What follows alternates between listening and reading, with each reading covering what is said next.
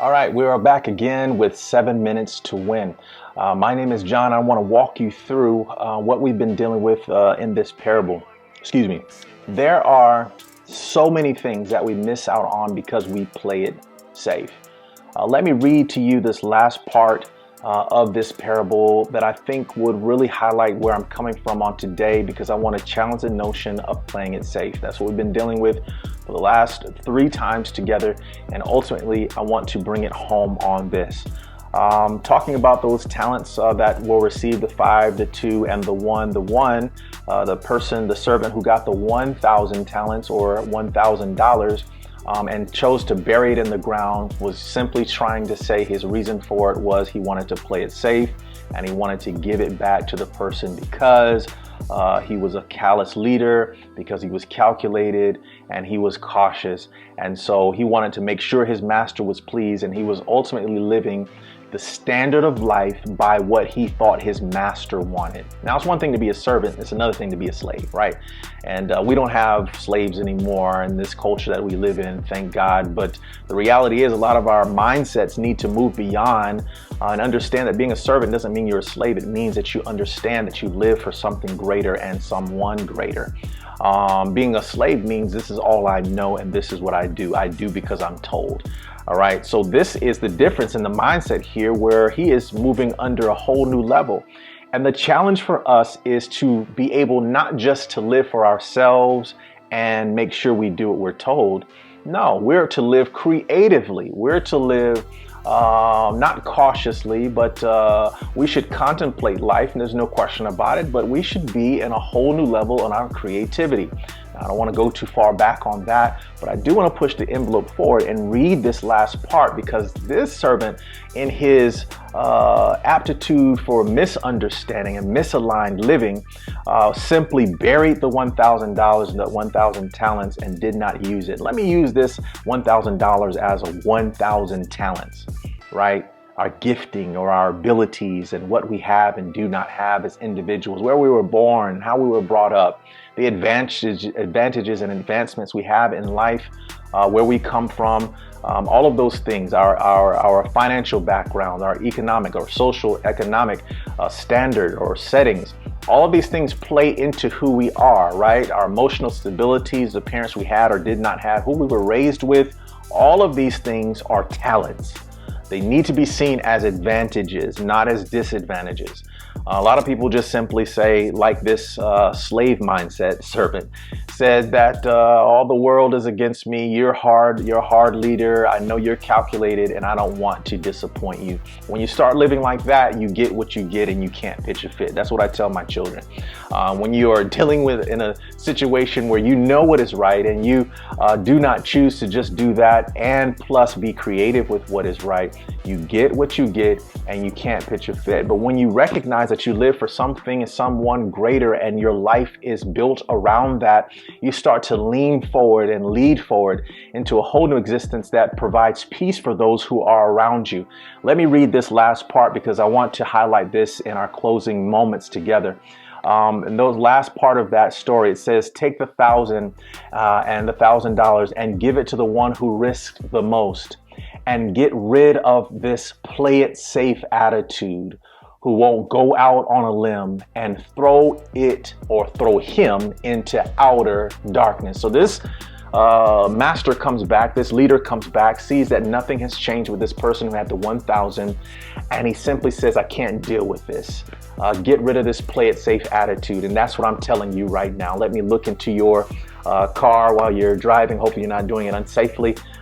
Look at your desk or wherever you are in your home and stop playing it safe. Stop playing it safe and living for others and doing what you're told, but do what's right and live and lead forward, because you live for a greater cause and your worldview is bigger than just what is right, and doing it from that standpoint and that pattern. Live creatively, live for a cause ultimately, because that's going to help give you more sense of enjoyment. If you're living for a cause, you know the purpose for why you're moving forward. You won't just live for what is said around you in the atmosphere and what you were doing before and how you were brought up, but you will begin to lean forward and recognize that there's so much more to give it to you. Now, Let me read this to you because there are a lot of people who believe that, man, if you miss opportunities, you can't get them back. And certainly some opportunities are like that. But think about the detraction and the subtraction from that person who is just settled and comfortable. Think of the employee who turns down a job opportunity because he's afraid to leave what is familiar in surroundings and would rather play it safe. That's why this leader said get rid of that attitude and get rid of the person, because he didn't want it to infect the person with the 5,000 and the 2,000. That is viral. That attitude is viral. And it's vicious. And see, he said, I had to get rid of it. He said, throw it into outer darkness because that's all it's good for. It doesn't see anything. It has no vision for anything. So it can just stay stagnant and static in this place of darkness. But I don't want it around me. And that's what I'm telling you. You've got to choose not to lose, number one, but you got to choose also to live and lead and find those who are living in that same lane that you ultimately need to be living in. What would have been a good thing for the person with the 1,000 talents would be to league in with the 2 and league in with the 5 and kind of rub shoulders with them and say, hey, is there something that you see that I can do here? Or even just say, hey, how are you able to make these advancements on life? It's nothing wrong with having good leadership and good mentors around us. Everybody needs someone to help them. We're not islands. We don't live to ourselves. We all need people to help us.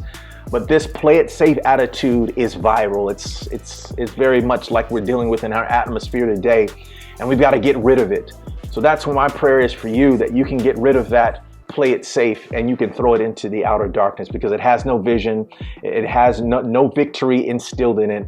And I wanted to make you mindful of that you will turn down opportunities just to be comfortable because you've never done something before. And that attitude of ingratitude will also be passed down to your generations as far as family and friends. So I'm telling you, get rid of it. Throw it away just like this leader did because you don't want it to infect all the other creative parts of your life. Yes, you may have a creative part where you go to church and you may have a creative part where you like working outside.